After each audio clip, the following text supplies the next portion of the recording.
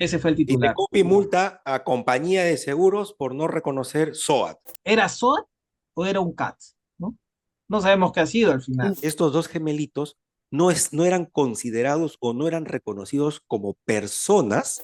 En los seguros lo que se busca es probar el hecho a través de, y ese a través de son papeles, son referencias, más no el seguro busca probar la existencia del documento. Se materializa a partir de la pérdida, ¿no? De el desarrollo de vida que tenía esta señora de los gemelitos en su vientre. Fallecen. La atribución de derechos patrimoniales, está hablando del concebido, está condicionada a que nazca bien. Que cuando una persona quería hacer uso del CAT, que es el certificado de accidente de tránsito que venden las AFOCAT, y tenían que llevarlo a una clínica, a veces no lo querían atender.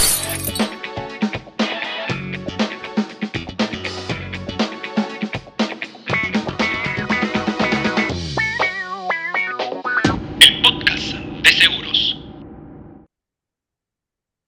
Hola Dani, ¿cómo estás? Muy buenas noches, Víctor, nuevamente. ¿qué tal? Otra vez, con frío, pero aquí, en el podcast de seguros. Así es, así es, así es verdad. Ahora vamos a hablar de un tema muy controversial, ¿no? ¿Era SOAT Seguimos o con era CAT? caso final, ¿no? ¿Verdad? Tienes razón. Comenzamos entonces con pitazo final nuevamente. Pitazo final. Ok, muy bien, terminó el juego, pero inicia, como tú una vez lo dijiste, el problema para una persona. Pero ante este escenario del cual vamos a hablar, ¿era SOAT o era un CAT? ¿No? No sabemos qué ha sido al final. La noticia bomba era que era un SOAT, pero en realidad era otro tipo de institución. ¿Y por qué lo comento? Y, Adelante. y la noticia era, multan aseguradora.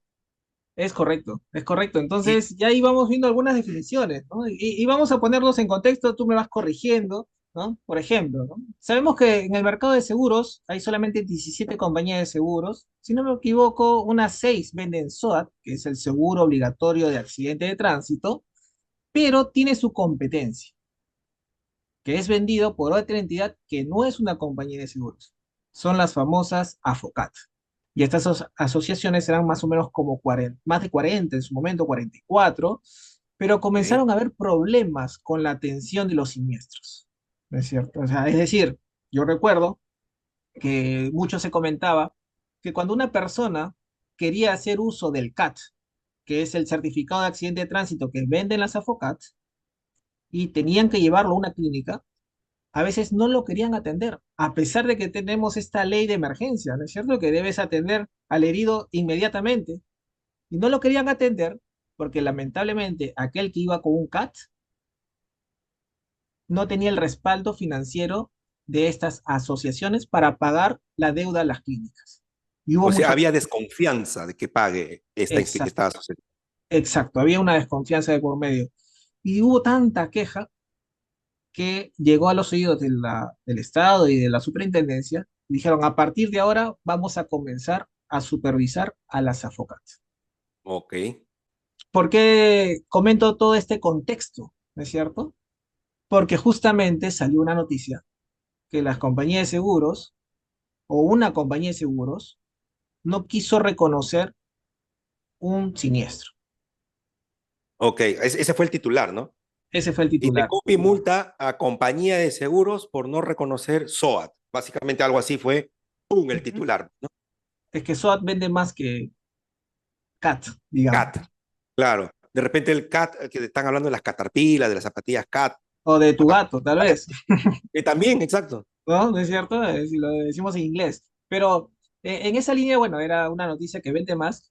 Y aquí lo que queremos es entender, ¿no? ¿Cuáles son las diferencias? ¿Qué pasó en este caso? Lamentable, en realidad.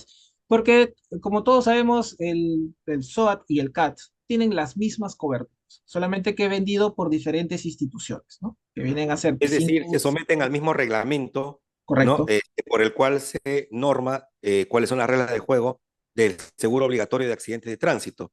es Que correcto. se emite un SOAT cuando es compañía de seguros y se emite un CAT, certificado de accidente de tránsito, cuando lo hace la AFOCAT. Hasta ahí estoy en lo correcto, si no me equivoco, ¿no? Es correcto, Dani, es correcto, ¿no? Y tiene las siguientes coberturas, ¿no? Gastos médicos, 5 UITs. Recordemos pues que la UIT va cambiando en el tiempo, va incrementándose, ¿no? O sea que estamos ante un seguro que cuando trabaja con UITs es la única que va subiendo su suma asegurada por una ley, digamos, ¿no?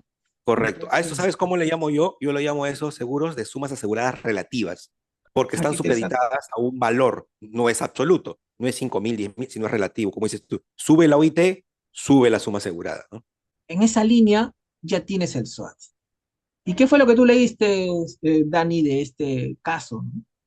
Bueno, lo primero, como dices tú, el anuncio, la información, ¡guap! Hablaba de una compañía de seguros, no lo es, hay que aclararlo, es la AFOCAT, es la asociación de este fondo, que dicho sea de paso, tiene cobertura regional, y esa es una de las grandes diferencias con el SOAT que emiten las compañías de seguro, que tienen amplitud en todo el territorio nacional, mientras que el AFOCAT, y por eso de repente el costo es menor, y por eso tiene mayor preferencia en las zonas regionales, solamente tiene una cobertura adscrita a la región de esa asociación que lo emite. Eso significa que un mototaxi, por ejemplo, de Ucayali, no puede circular con ese certificado en Lima, mientras que una persona que adquiere un SOAT en cualquiera de estas partes puede transitar en cualquier parte del territorio nacional. Es una de las grandes diferencias que hacen que haya preferencia por el AFOCA por el costo que tiene debido a la circunscripción del tema. Pero me preguntabas qué más he sabido de esto.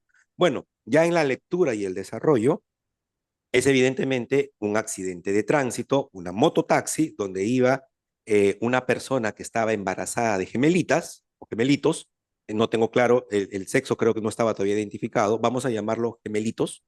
Eh, el conductor de la mototaxi era su pareja y tiene una colisión con un automóvil. Las lesiones por las cuales este caso entra en análisis es porque la madre que llevaba las gemelitos tiene lesiones, digamos, de menor cuantía, de menor complejidad que fueron resueltas en las atenciones de emergencia y algunos tratamientos posteriores, pero en el proceso recibe la mala noticia de, a consecuencia de ese evento accidental, se le genera un daño y se convierte esto en entonces un accidente. Un accidente, a diferencia de incidente, es cuando el incidente ocurre como tal, el evento, fortuito, ocasional, ajeno a mi voluntad, pero cuando me genera un daño, se convierte en accidente. Esa es terminología propia que tú y yo manejamos y todos los que estamos en el mundo de los seguros. Entonces, este accidente se materializa a partir de la pérdida, ¿no? De el desarrollo de vida que tenía esta señora de los gemelitos en su vientre. Fallecen. Entonces, en la reclamación natural parte del principio de que ella es una de las personas accidentadas, pero también lo son los gemelitos. En el caso de ellos, con una consecuencia de muerte, y en el caso de ella, de la madre, con una consecuencia simplemente de lesiones, que activó una de las coberturas que tú muy bien has explicado, que son los gastos médicos. En el caso de los gemelitos, al haber una muerte, no activa pues ni las coberturas de descanso médico ni de gastos médicos, porque incluso el legrado que tiene que hacerse la madre va sobre la cobertura de los gastos médicos de ella.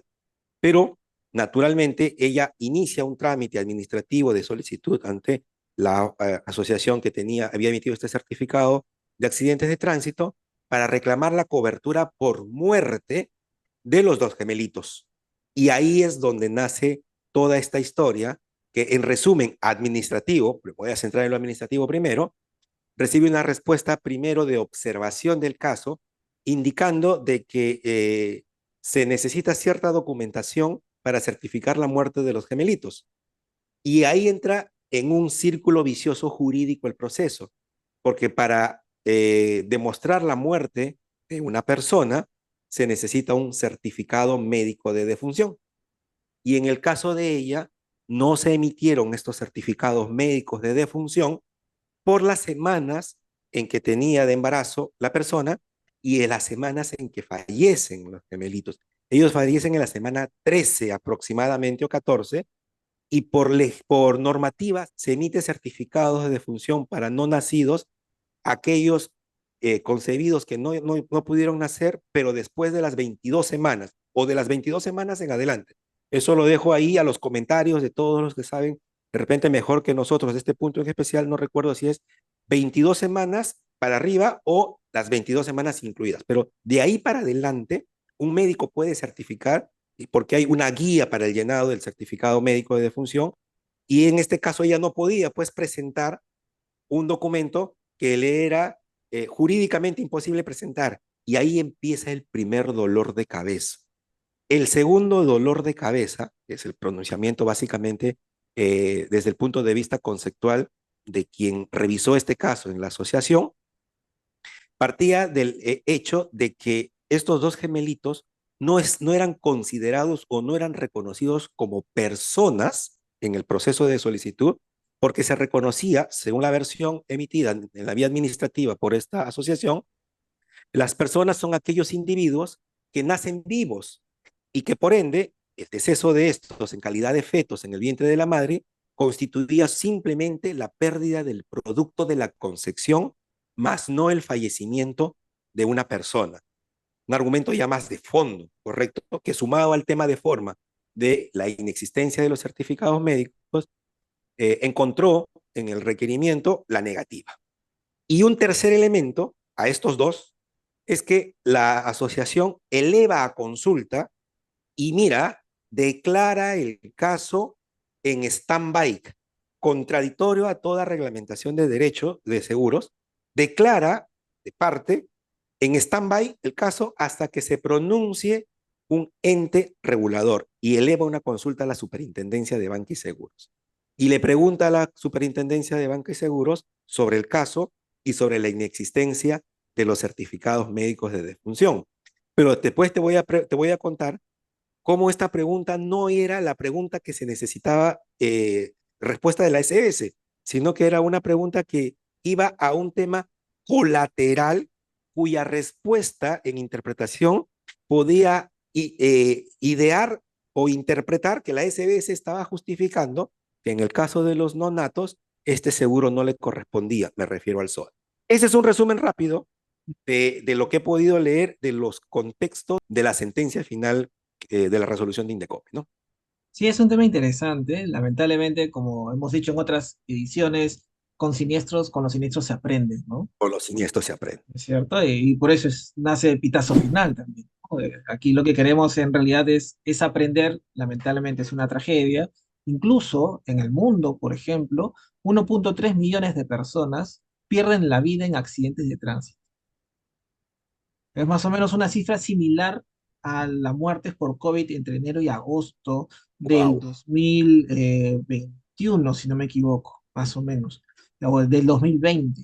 Entonces, ¿qué ocurre? Es una de las 10 principales causas de muerte, ¿no? En el Perú creo que han muerto más de 3.000 personas en un accidente de tránsito, y eso sin contar también las personas que sufren alguna lesión, ¿no? Alguna lesión física, que tenga que desembolsar dinero para alguna terapia, ¿no? Entonces, hay también unas consecuencias muy importantes a raíz de estas tragedias. Y volviendo al tema, aquí es donde uno comienza a cuestionar, por un documento administrativo, yo no voy a ser persona. O sea, necesito un documento que avale, que diga que soy persona, así no haya nacido, ¿no? Y por otro lado, tal vez la definición en la ley del SOAT puede ir en contra de alguna otra definición mayor, digamos, ¿no es cierto?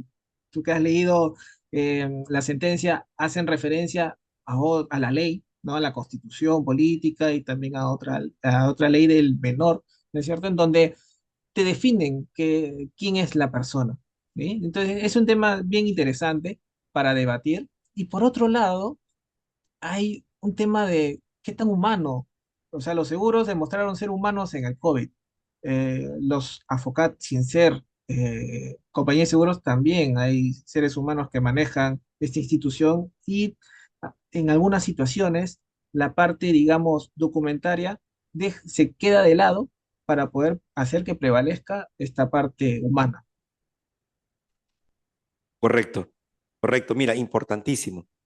Sí, yo me di el trabajito de leer esta sentencia, por ahí estuve cruzando algunos conceptos contigo y con otros especialistas, porque hay un tema de fondo y hay un tema de forma, ¿correcto?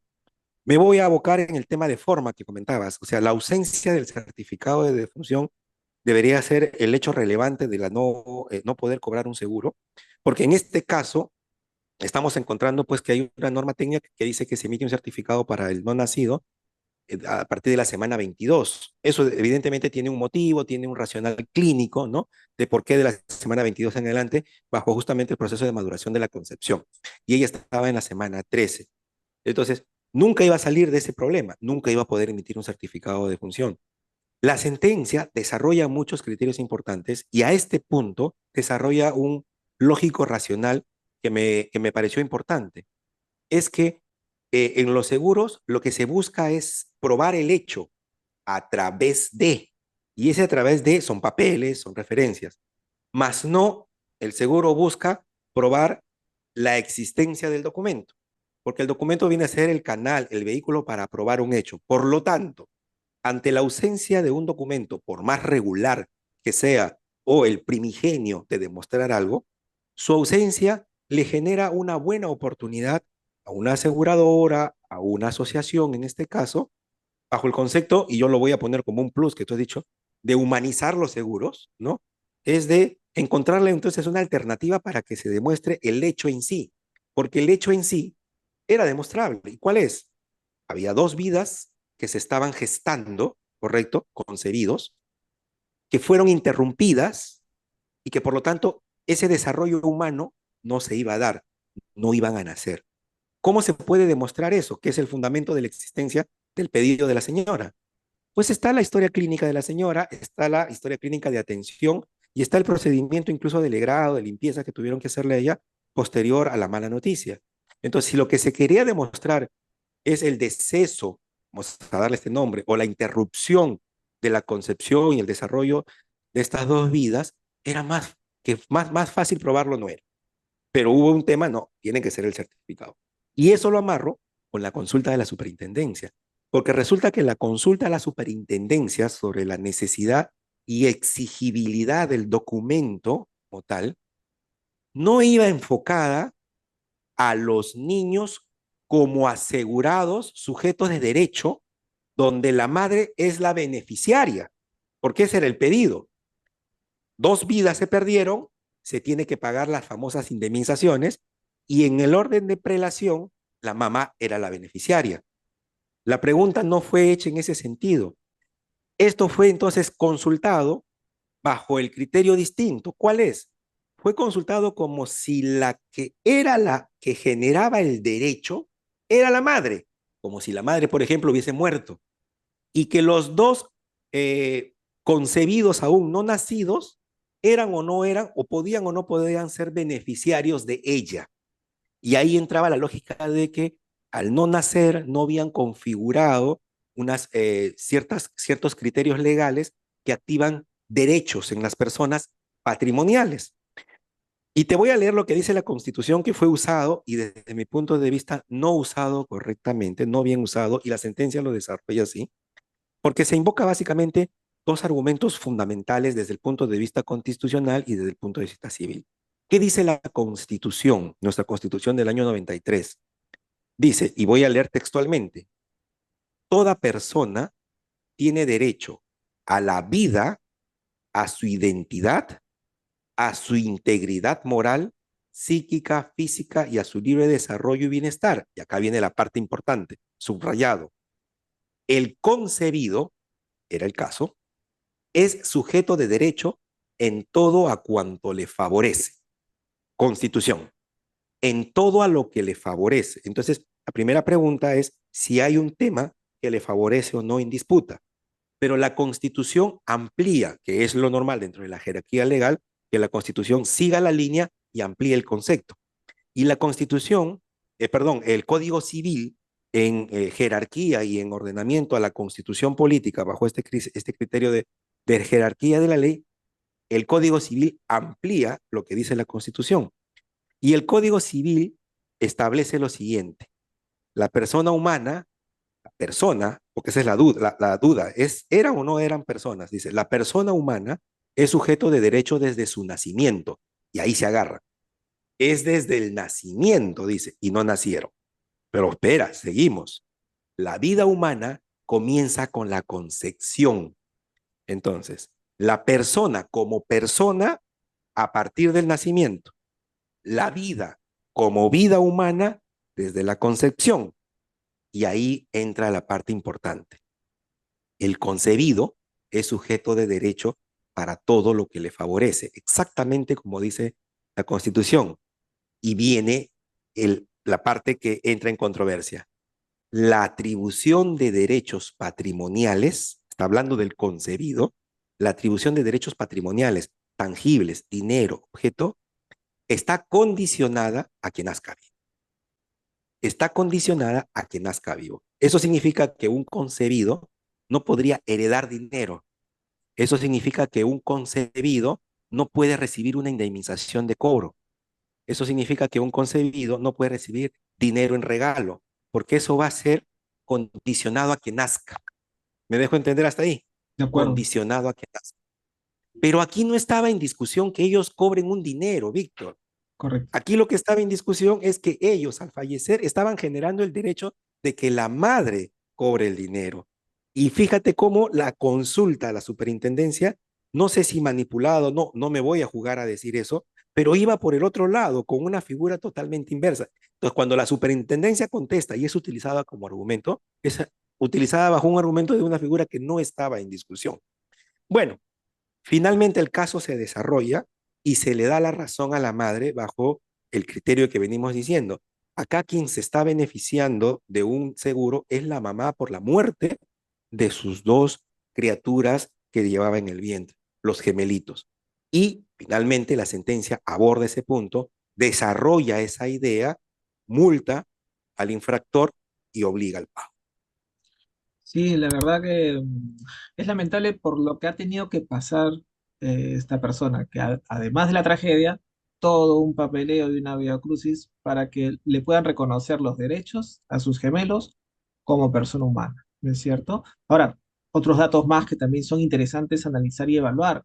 Por ejemplo, la siniestralidad de las Afocat el año pasado más o menos representaron el 69%, ¿no? Su siniestralidad en conjunto de estas 29, 31 Afocat que han declarado su información más o menos es el 69%, mientras que la siniestralidad del SOAT de las compañías de seguros es un 56%. Si bien es cierto, su rubro es, digamos, su foco es distinto, uno solamente está focalizado en lo que es uso público, pero el SOAT está a nivel de todos los tipos de uso, pero más o menos vemos cómo se están manejando las cosas. Y por otro lado, un dato interesante, que del desembolso de dinero que hicieron las AFOCAT para pagar los siniestros, más o menos el 16% equivale a los gastos o la indemnización por muerte, ¿no? Ok, O sea, correcto. Justo la cobertura de la que estamos hablando. justo de la cobertura que estamos hablando, más o menos ese es el desembolso que tienen. Así que indemnizar 8 ITs, 4 por cada gemelo, ¿no es cierto? Por cada gemelito no nacido, pero que eran concebidos y considerados persona humana, no iba a distorsionar para nada el mercado, no iba a generar nada. Al contrario, iba a generar confianza, ¿no es cierto? Y hay otro principio de seguros elemental, que es el principio de buena fe, Correcto. que De las aplica partes, para. ¿no? Recíproco. Exacto, y que aplica no solamente para los seguros, sino que aplica en general para todo sector, ¿no es Para cierto? la vida. Así es, así es. Yo tengo que creer en lo que me dice la persona que lamentablemente ha tenido este accidente y también pues esta persona tiene que creer que la institución en la cual ha confiado la compra del CAT pues va a ayudarla, va a atenderla, va a acompañarla en un momento de dolor, ¿no? El momento de verdad, Correcto, como todos decimos. correcto, correcto. Así es. Sí, como bien dices tú, pudo haber sido esto menos turbulento para la familia y pudo haber sido esto generador de mayor confianza para quien tiene la obligación de pago, ¿no? A veces hay que darle un poquito más de foco a situaciones de tan trascendental conclusión, ¿no? Eh, la sentencia de Indecopi trae a colación un tema de orden constitucional. Evoca un expediente del año 2009 del Tribunal Constitucional, una sentencia, y trae uno de los incisos o apartados que la sentencia eh, explica en función a algo que se estaba discutiendo aquí. persona y sujeto de derecho.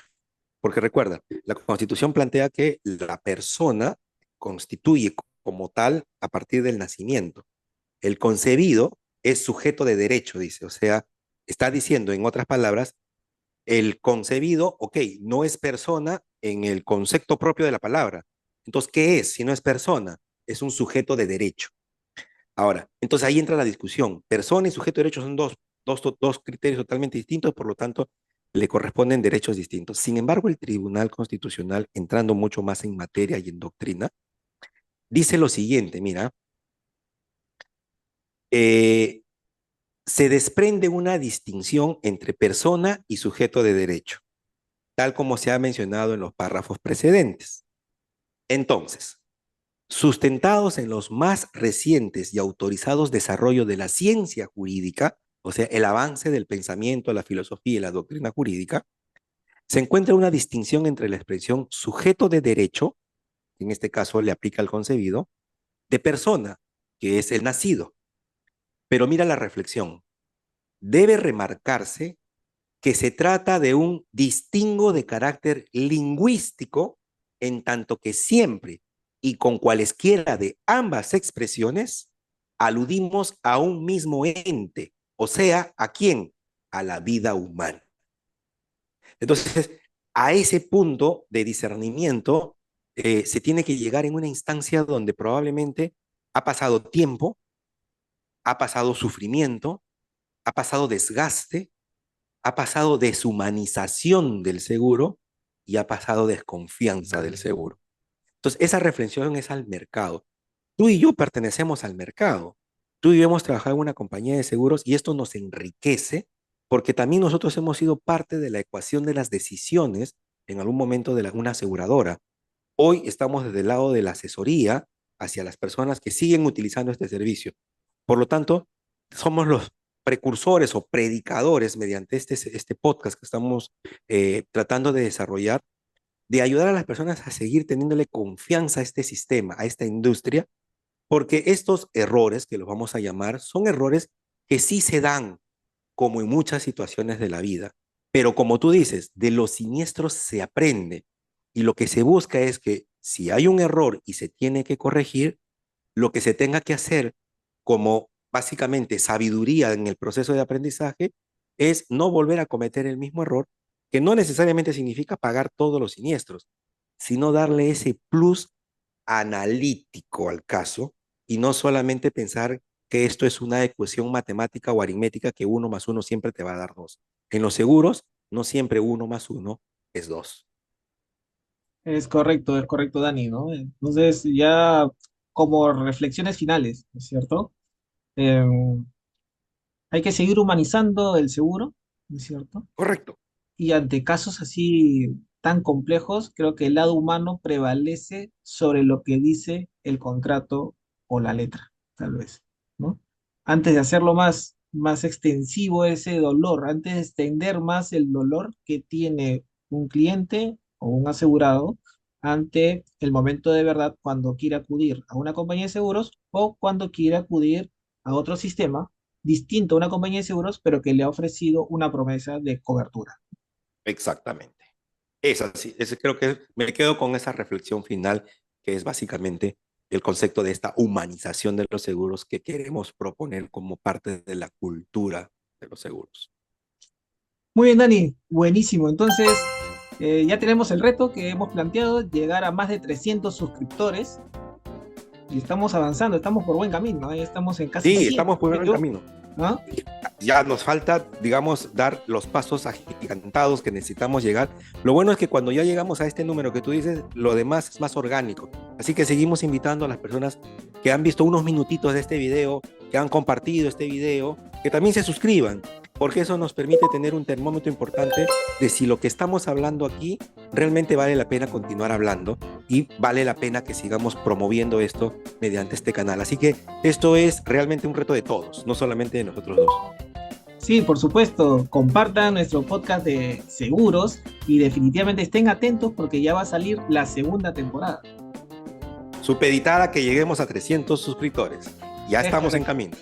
Estamos en camino, Pero así que estén recordemos atentos. de qué trata la segunda temporada, Víctor. Muy bien, la segunda temporada va a tratar sobre el seguro, el coaseguro y el reaseguro. ¿Qué tienen en común? ¿Qué los diferencia? ¿Quiénes participan de uno u otro? Así que todo eso lo vamos a resolver. Y en no la es un segunda temporada. trabalenguas.